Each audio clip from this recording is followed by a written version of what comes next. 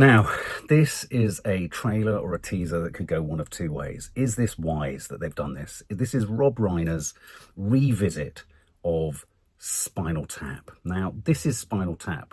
For kids, for youngsters, for grown-ups now, I think it's almost impossible to explain the significance of the original 1984 mockumentary, This Is Spinal Tap. It was revolutionary, it was radical, it was really a first of a kind, really, insofar as it took the documentary approach to delivering comedy. And I would argue, potentially, that it kind of was the birth child of so many contemporary actuality, mockumentary kind of films and series, The Office and stuff like that. Without This Is Spinal Tap, none of that would have happened. So it was trailblazing, it was radical, it was fucking funny as well. And I think parked within the world of, rock, where, so much sort of melodrama happens, it's brilliant. If you want, just as a tip here out to another documentary, if you want, and this is a real documentary, it's not a mockumentary, but when you watch it, you think it must be a mockumentary, but it's not.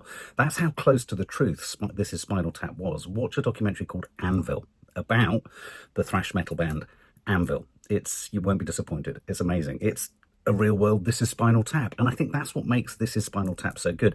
There was another film in recent years by, is it Andy Samberg? Called Pop Star whatever, just check it out. That did for kind of boy bands what this did for rock, This Is Spinal Tap.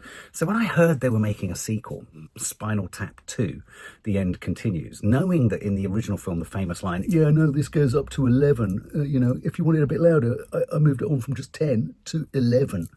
Could this be an attempt to turn it up to 12? And could it fail? Rob Reiner is the director. Rob Reiner was the director in the documentary, making the documentary. So it's very meta. So this is a revisit. We're 40 years on. 40 years on. So they're going to be old. But bands reform. So there's a kind of element of authenticity to the idea of, reuniting the band. So that's where I'm willing to get on board with it. But my fear, if I'm really honest, my fear going into watching this is it's not going to be funny. Quite quickly, I'm going to know it's not going to be funny. Now, as I understand it, there are cameos in there from Elton John, Paul McCartney. So let's just keep our fingers crossed. Here we go. Hi, I'm Marty DeBerge. 40 years ago, I was honored to direct a film called This Is Spinal Tap. The numbers all go to 11. One louder. Why don't you just make 10 louder and make 10 be the top number and make that a little louder? These go to 11. I'd like to sink her with my pink torpedo. Pink torpedo? That's literature. Yeah. Really? A lot has happened since the last time I saw you. Breath go. Have you been playing music at all? I play music at a pub. This is the site of Spinal Tap's reunion concert. Why New Orleans? There was a cancellation. Who was supposed to be there? An evening with Stormy Daniels. Oh. Obviously, there'll be the regular merch. Yes. And Hope has had a rather brilliant idea. Tap water. It says artisan. It's just tap water. It's tap water. We're still short a drummer. What happened to him? He sneezed himself into oblivion. Is that medically possible? So you think he might fill the bill? I don't want to die. We've only lost 11 or 12. 11 drummers. The thing that you guys had as kids, is that still there? I'm in a band that constantly is breaking apart and coming back together. But the more we retreat into the music, the nicer things become. Not to be profound or anything, and it would be a first time for me.